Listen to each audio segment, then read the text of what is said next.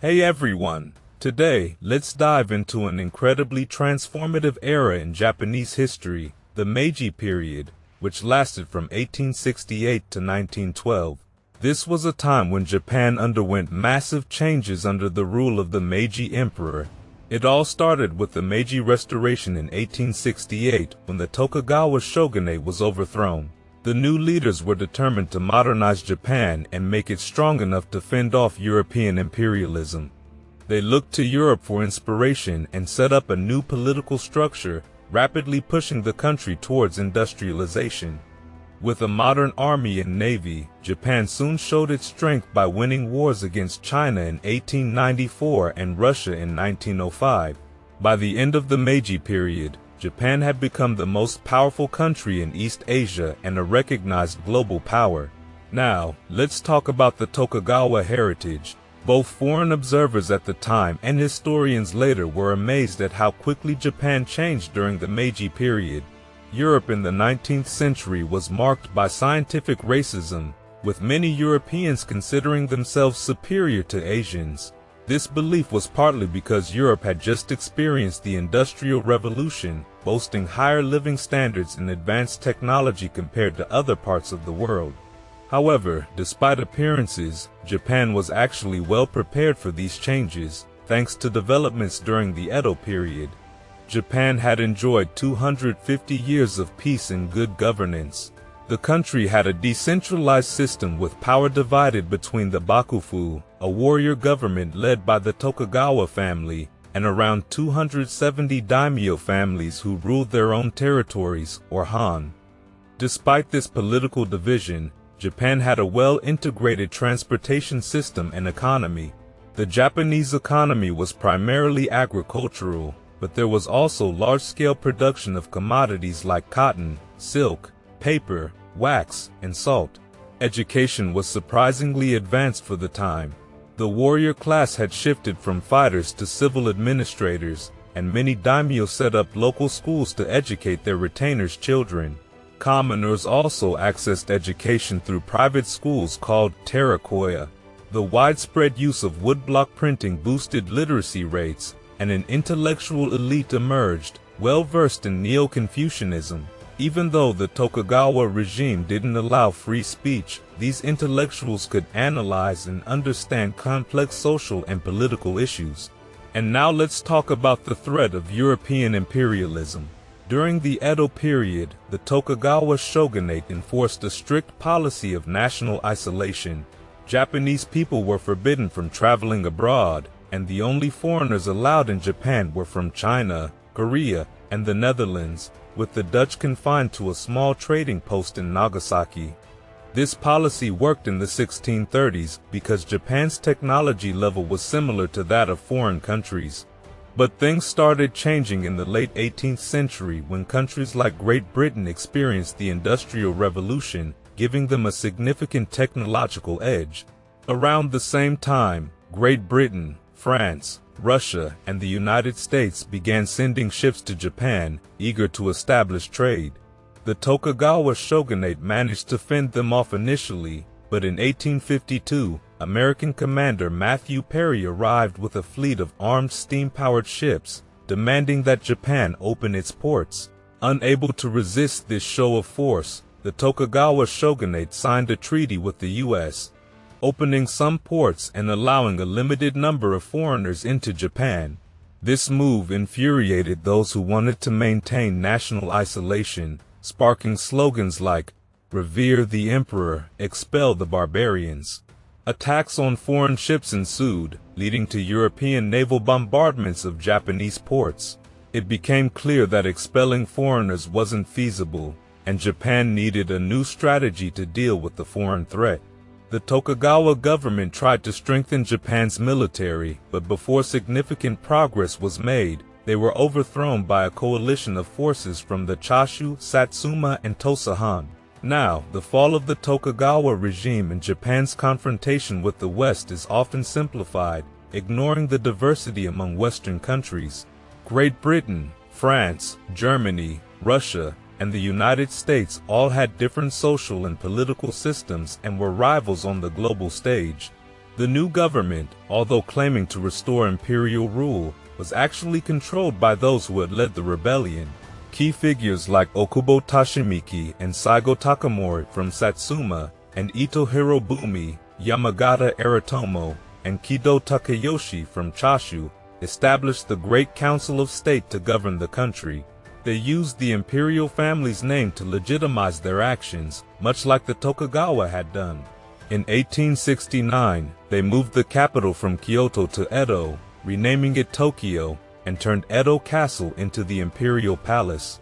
By 1871, they abolished the Han system, replacing it with a new prefectural system, and dismantled the hereditary class structure of the Edo period. Former samurai were given special status as shizoku, and compensated for their loss of income and status. The military was reorganized along European lines, and a system of national conscription was introduced. To fund these reforms, a new land tax was established. One of the Meiji government's goals was to revise the unequal treaties the Tokugawa had signed with foreign powers. These treaties restricted Japan's ability to set tariffs and exempted foreigners from Japanese law. To convince these foreign countries that Japan was civilized and deserving of equal treatment, the government had to change not only laws and institutions, but also certain social customs. In 1871, the Iwakura Mission, a group of leading statesmen and scholars, set out to the United States and Europe to study conditions there. Although they didn't achieve treaty revisions, they gained valuable knowledge for future negotiations.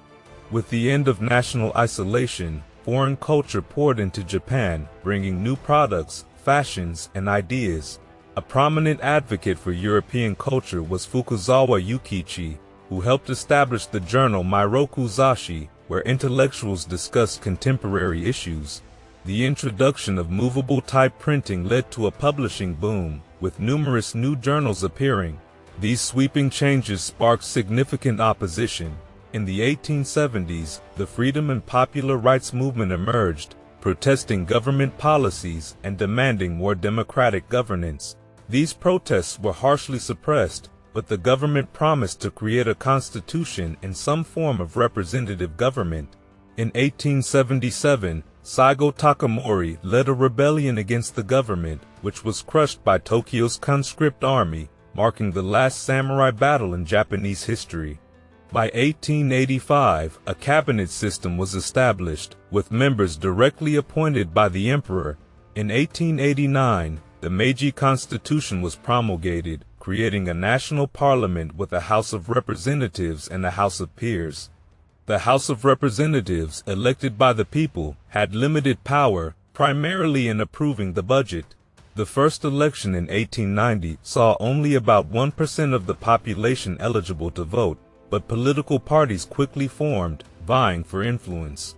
And now let's dive into the incredible speed of Japan's industrialization during the Meiji period.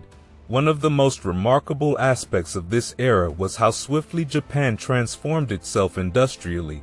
During the Tokugawa era, Japan had already developed a robust commercial economy, trading not just rice and food but also cotton, silk, paper, and salt on a large scale. Daimyo were often short of funds, so they worked with local merchants to boost production and explore new crops. This collaboration between the government and private sector continued into the Meiji period, driving industrial growth. The government took an active role in promoting industrialization for economic and strategic reasons. It invested directly in critical sectors like iron, steel, and railways, which were vital for national security but less attractive to private investors.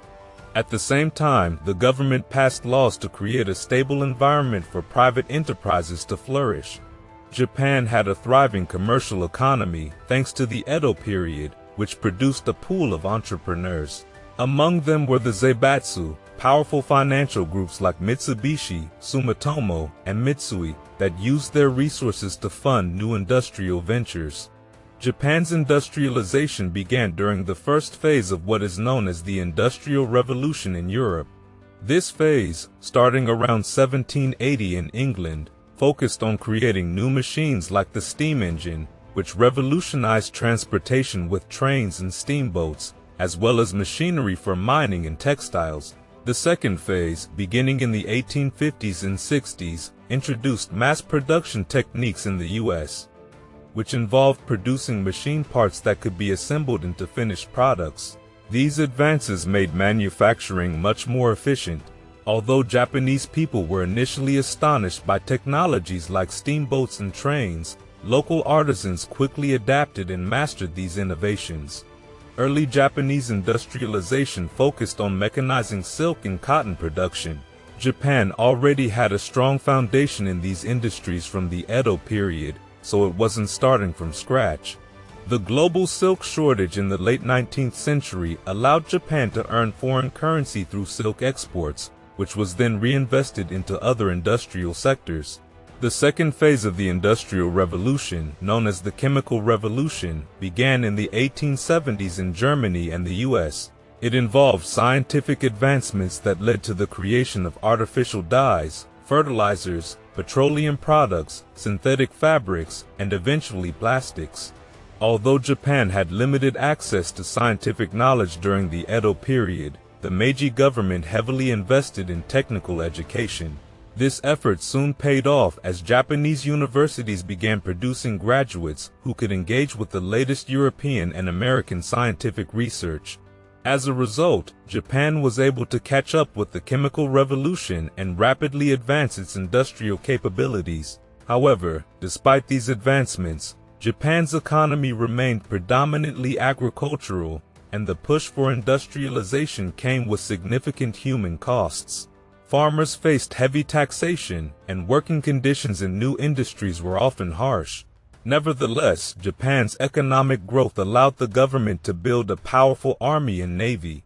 Japan's first foreign conflict during this period was the First Sino-Japanese War in 1894, triggered by a dispute over Korea. Unlike Japan, Korea had been slow to address European imperialism, and Japan feared that Russian dominance in Korea would pose a direct threat. Despite China's larger size, Japan's better organized government and military led to a surprising victory. This war expanded Japan's influence on the Asian mainland. The second conflict came in 1904 with the Russo-Japanese War. Following the First Sino-Japanese War, Japan had interests in Korea and northern China, which it saw as threatened by Russia. Japan's victory in this war was even more astonishing to the global community. Although the peace terms were less favorable than Japan had hoped, this conflict marked the first time an Asian nation defeated a European power, establishing Japan as a significant world power. By 1910, Japan further cemented its status by annexing Korea and becoming a colonial power itself. And now let's talk about how education evolved in Japan during the Meiji period. Japan had already achieved a fairly high literacy rate during the Edo era, with a variety of schools in place. However, the Meiji government was determined to centralize and modernize the education system from scratch. They started by making primary education compulsory for boys, and while high schools and universities were fewer in number, they were established with a strong focus on technical education to support industrial growth. From the 1890s onwards, education also served a new purpose, fostering nationalism. The Edo period had seen Japan divided into about 270 different Han, or domains, which often led to strong local loyalties. The Meiji government wanted to replace this localism with a unified sense of Japanese identity. They were also concerned that the growing influence of foreign cultures might undermine national solidarity. In response, the government promoted a nationalist ideology that glorified the imperial family. They tapped into Shinto myths to present Japan as unique and superior, claiming that the imperial family was descended from gods and that loyalty to the emperor was a defining trait of the Japanese people.